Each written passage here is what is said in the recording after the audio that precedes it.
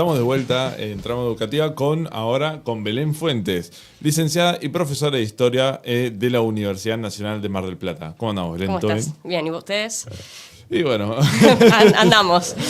Por ahora andamos. Te quería consultar, justo que lo habíamos arrancado en el inicio del programa, que hoy justamente se da una efeméride.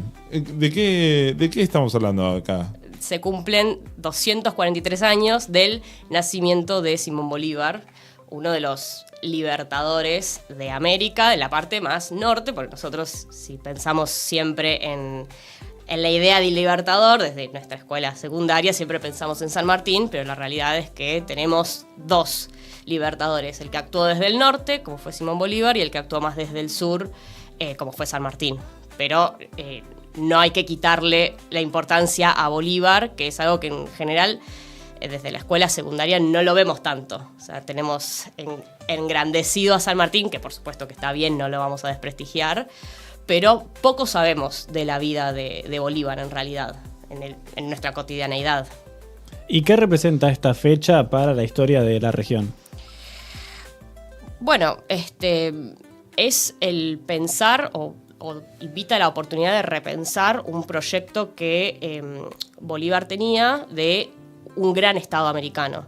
Porque Bolívar lo que siempre pensó fue en dos proyectos. Uno lo logra, que fue la liberación de toda Hispanoamérica, y la otra fue crear un gran Estado americano y no la fragmentación como la conocemos hoy en día, de que tenemos varios países en lo que es Sudamérica. La liberación, lógicamente, sí se logra. El gran Estado americano no tuvo un intento en lo que se conoció como la Gran Colombia, que ocupaba los actuales territorios de Colombia, de Venezuela, de Ecuador y de Panamá, siempre lo digo al revés con Paraná, Panamá, pero que finalmente en 1830 también se fragmentó por divisiones internas, porque también el propio Bolívar empezaba a decaer, también incluso muere bastante joven, muere a los 47 años, entonces ese proyecto también fracasó, pero fue la primera oportunidad de pensar en el ser americano y no estar intentando imitar a Europa o a los Estados Unidos. Mencionabas que acá no se tiene tan en cuenta la figura de Simón Bolívar como sí, por ejemplo, la de San Martín. ¿Nos puedes hacer un breve resumen de quién fue Bolívar? Sí, bueno, Bolívar nace en lo que era la Capitanía General de Venezuela en 1783, todavía en época de virreinato.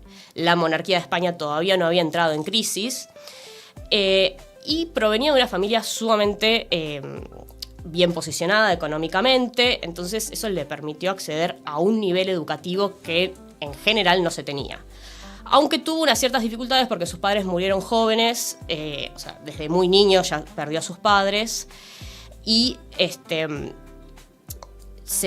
tuvo la oportunidad, a pesar de ello, de tener maestros particular, que no era tan inusual para la época, para la gente adinerada. Ese maestro fue Simón Rodríguez, que es uno de los que podríamos pensar de los primeros en querer romper con España, porque criticaba el sistema colonial, influenciado por las ideas de la Ilustración, de la libertad, de la igualdad jurídica, de pensar en la educación como una oportunidad para ejercer la ciudadanía. Recibe a Simón Rodríguez como un mentor y se apropia de las ideas. Y ya desde muy joven, de hecho está en realidad no hay un documento porque se transmitió más de forma oral, del juramento que él hace a sus 22 años en el Monte Sacro de Roma, que tiene todo como una mística atrás, porque era un lugar donde había habido ciertos triunfos de la lucha plebeya de la antigua Roma, o sea, de esa antigua Roma, que nosotros cuando vamos a Roma, si alguno pudo ir. Ahí, en 1805, él jura liberar de las cadenas, ¿no? Estas cadenas que nos oprimían, ¿no? Lo plantea así, de la voluntad del poder español. A partir de ahí, en 1805, todavía no había una crisis española. Eso empieza a ocurrir en 1808-1810, cuando Napoleón invade España, Fernando VII es encarcelado, y es un poco lo que ya conocemos de la historia cuando nos la cuentan en la escuela secundaria. Pero ya empieza a haber esta idea de liberar a su pueblo, pero no es su pueblo Venezuela, o lo incluye por supuesto Venezuela, sino que su pueblo es América. Y ahí es donde es importante empezar a pensar cómo desde un inicio él pensó en liberar al continente. Por eso también muchas veces lo acercamos a San Martín, y por eso pensamos en un libertador desde el norte y uno desde el sur. De hecho, Bolívar también realizó un cruce de los Andes en el norte, 2 años después. San Martín lo hace en el 17, Bolívar lo hace en el 19. Pero podríamos decir que la trayectoria política y militar de Bolívar va como de menos a más. Al principio como que no tenía tanto éxito porque la primera junta, o lo que se podría hacer como una primera junta que fue en Caracas, en 1810 fracasa. La primera república de Venezuela, que él declara la independencia, también fracasa, se va al exilio y ahí empieza un nuevo Bolívar más reflexivo, más analítico. Y hay que tener en cuenta una cuestión, que en 1814 vuelve a estar en el poder de España el rey Fernando VII. ¿Y que quería Fernando VII? Volver a tener el poder en las colonias. Pero ya no era lo mismo. Esa libertad que había empezado a nacer en América ya no es tan posible de volver atrás. O sea, cuando te dan un poquito de libertad, no la querés perder. Y ahí empieza esta estrategia de ir logrando distintas independencias. Y bueno, después en 1822 está el famoso encuentro de San Martín con Bolívar en Guayaquil, que poco se sabe, porque no quedó ningún documento escrito. Es esa reunión secreta que, bueno, hay cartas, hay memorias, pero no hay un acta documental que uno pueda ir a leer. Justamente de eso te iba a preguntar, si es que hubo algún registro histórico o algo que marque la reunión entre estas dos figuras tan importantes, entre San Martín y Bolívar, pero bueno, como vos acabas de decir, no hubo. Ahora, Sí. yo te quería preguntar, ¿cómo vos ves que estas dos ideas, si bien son de lugares tan diferentes, tanto San Martín, que vino a Argentina, después, bueno, tuvo ese encuentro, si no mal recuerdo, en la pelea de Waterloo contra Napoleón, de ahí volvió y tuvo esta idea de, bueno, hay que liberar el pueblo. ¿Cómo vos ves comparados estos dos personajes, estas dos figuras históricas, y de dónde proviene su idea de la libertad, de darle la independencia a los pueblos que están bajo el poder del virreinato español?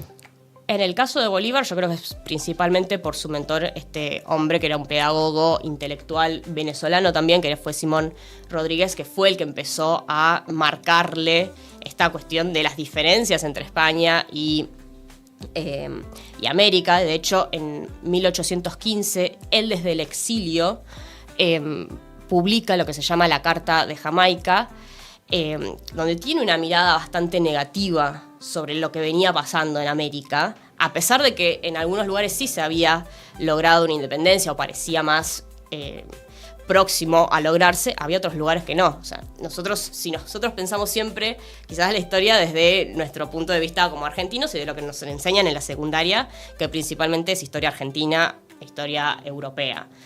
Pero la realidad es que las guerras de independencia terminan en 1824 con la batalla de Ayacucho, y Perú es el último país o actual país que logra independizarse. Entonces, en 1814, en 1815, cuando las fuerzas realistas logran una buena contrarrevolución, hay también una mirada pesimista en Bolívar, como que estas tinieblas, él habla así, en este vocabulario del siglo XIX, como que estas tinieblas buscan nuevamente ocupar a América, pero nuevamente es como que esa unión ya está cortada, hay un odio fuerte hacia los españoles, y de hecho él declara un poco como una guerra a muerte. O sea, si sos español y no apoyás la causa revolucionaria, sos enemigo. O sea, corta así de simple, mientras que si sos americano, vamos a luchar, o sea, como de par en par. Pero... ¿Con qué obstáculos se encontró Simón Bolívar a la hora de realizar este sueño que mencionabas de unir a toda América Latina? En parte hay una cuestión cuantitativa de hombres también, la geografía, o sea, la geografía primero de América Latina es sumamente diversa. Los Andes, me refiero a la cordillera, tienen su desafío.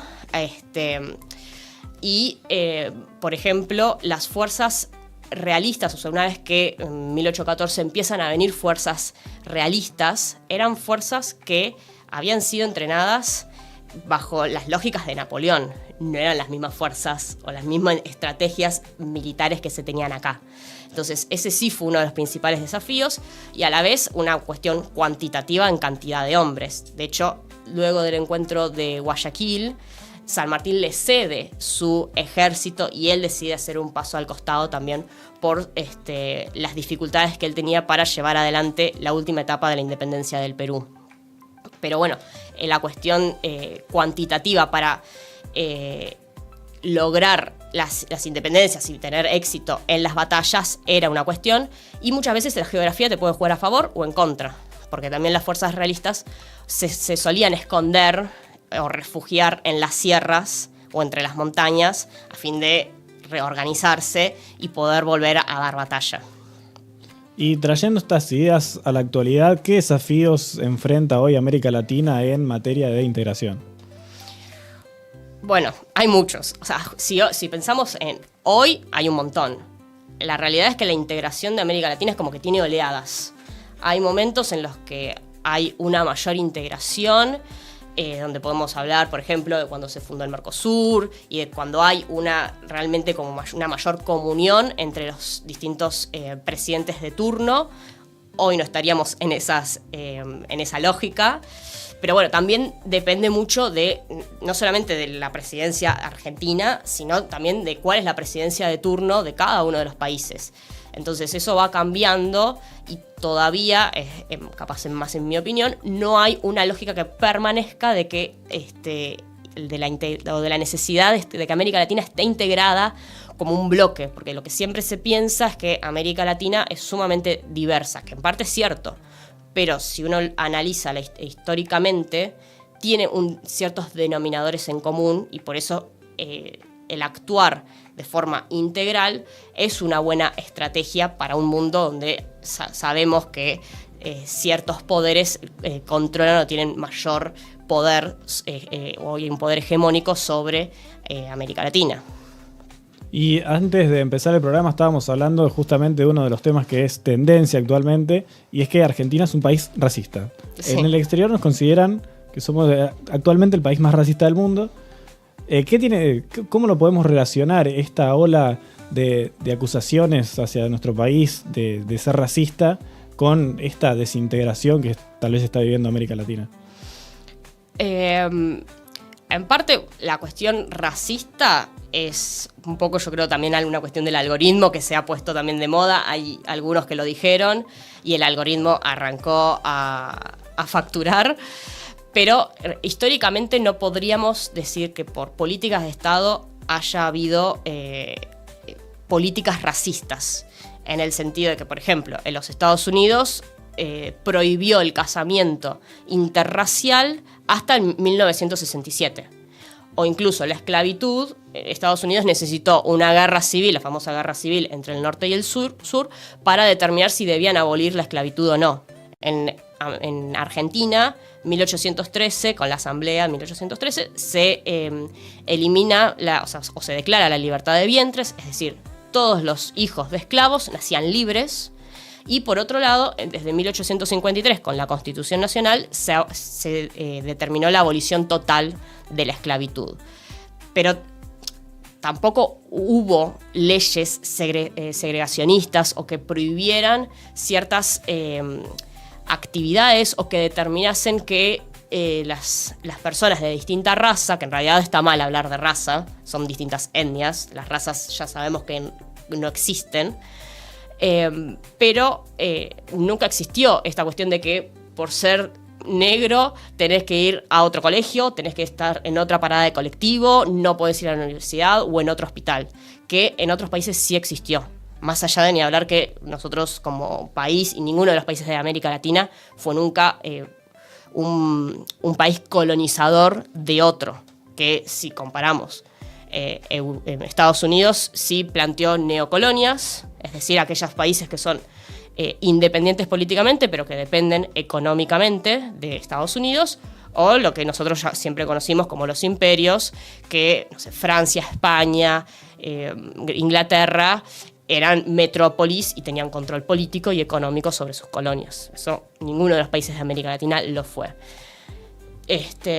Por supuesto que si vamos a analizar a cada uno de los 45 millones de argentinos que somos, vamos a encontrar podemos encontrar en personas discursos racistas, pero eso no quita que en otros países no existan. De hecho, en Estados Unidos es donde más suele haber noticias de que algún policía agrede violentamente y físicamente a alguno de tez negra. Pero no son racistas. Entonces, eso acá puede ocurrir, pero bueno, no sé si es la norma, no sé si es lo usual. ¿Y a qué crees que se debe esta corriente que justamente favorecida por el algoritmo, que cualquier persona dice que somos racistas, tiene 1 millón de likes, y alguien que nos defiende capaz que no lo ve nadie, son 1000 me gusta que tiene? ¿De dónde crees que sale? Porque es del mundial pasado, cuando nos decían que no había jugadores negros en nuestro equipo. Lo que pasa es que también hay una explicación de por qué no hay jugadores negros en nuestro equipo. Hay una población afrodescendiente que se ha ido mezclando con el paso del tiempo, con una gran inmigración europea que existió a fines del siglo XVIII y principios del siglo XIX, con esto de que ese famoso relato de que los argentinos venían en barco, que si bien no es cierto, pero existió una mezcla, y ese color, si vamos a hablar en esos términos, se fue mezclando. Entonces, no es azaroso que no tengamos negros, y por otro lado tampoco tuvimos nunca colonias. Nunca tuvimos una colonia en África como para que haya jugadores que, no sé, hubiesen nacido en Camerún, en Sudáfrica, y que quisieran jugar para nuestra selección. Entonces, es analizar con una vara para que analizase, no sé, a la selección de Francia, que sí tiene ese tipo de jugadores, con la misma vara que nosotros no lo tenemos. Pero yo creo que después, en la cuestión de los likes y demás, hay una cuestión de poder de algoritmo que va más allá, yo creo que hasta de nuestro control absoluto. Bueno, este es un tema que sin duda da para va a seguir 3 programas enteros. Sí. Pero ya nos quedamos sin tiempo, así que Belén Fuentes, muchas gracias por venir. Gracias a ustedes por la invitación. Nos vamos a una breve pausa y ya volvemos.